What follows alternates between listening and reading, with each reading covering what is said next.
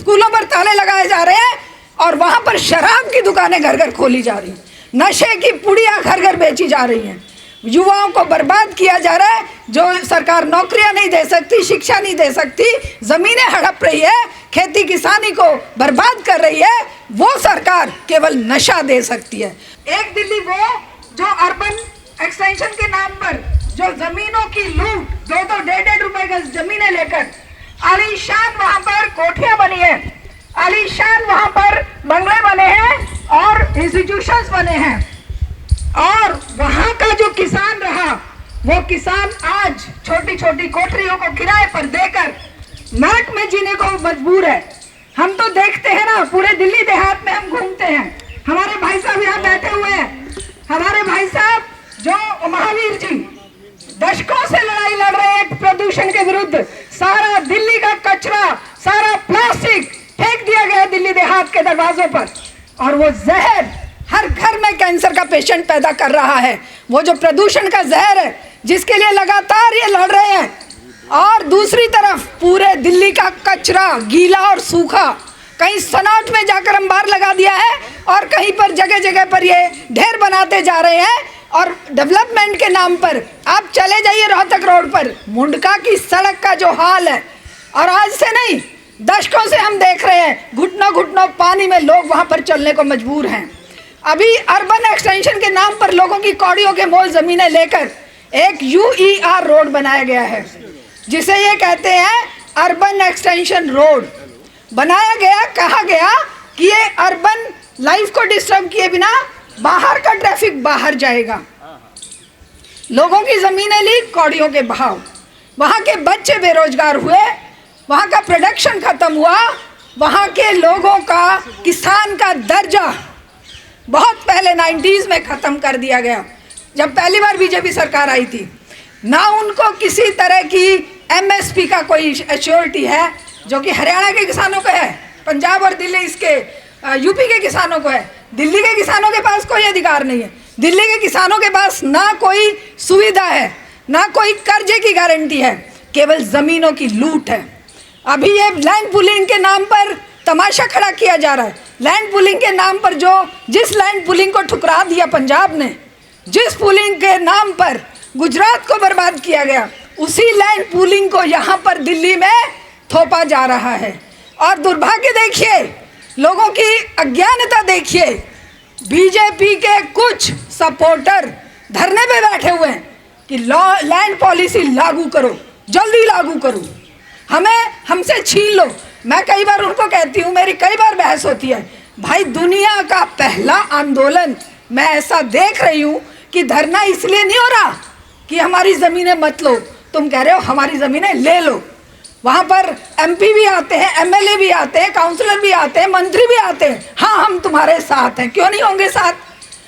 UER का जो आंदोलन है, वो आंदोलन 6 महीने से चला रहे हमारे युवा साथी, लगातार हम वहाँ पर जाते हैं, और उसी आंदोलन को तोड़ने के लिए 360 की पंचायत का एक और बंदा खड़ा कर दिया, जो इनके साथ अंडर हैंड डीलिंग करके और उस आंदोलन को बर्बाद कर दे। साथियों, इन सरकारों की, इस सत्ता की सबसे बड़ी ताकत क्या है? हमारी फूट, और हर कदम पर ये फूट डालते हैं। 13 महीने चलने वाले किसान आंदोलन में कदम कदम पर फूट डाली गई।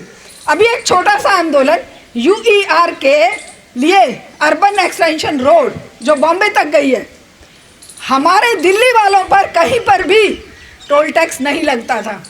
दिल्ली की गाड़ियाँ चाहे टिकरी बॉर्डर से निकले 10 बार, कोई टैक्स नहीं है। अब ये कह रहे हैं मेरे घर से 2 किलोमीटर बाद मुझे 350 रुपये देने पड़ेंगे।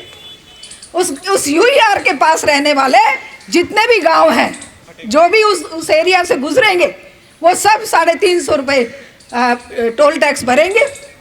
अब कष्ट की बात यह है कि दिल्ली देहात का कोई भी मजबूत संगठन खड़ा नहीं हो पा रहा है। मैं सभी से अनुरोध करती हूँ, ऑल इंडिया किसान खेत मजदूर संगठन लगातार दिल्ली देहात की समस्याओं को लेकर लड़ रहा है, आवाज़ बुलंद कर रहा है। हमारे फतेह सिंह भाई साहब हैं, हमारे महावीर जी हैं, रमेश जी हैं, और भी अनेक साथी, हमारे और भी कई साथी बैठे हैं जिनका मैं नाम अभी मुश्किल होगा लेना। लेकिन एक मजबूती जो चाहिए दिल्ली देहात को, वो इन सब मुद्दों पर चाहिए।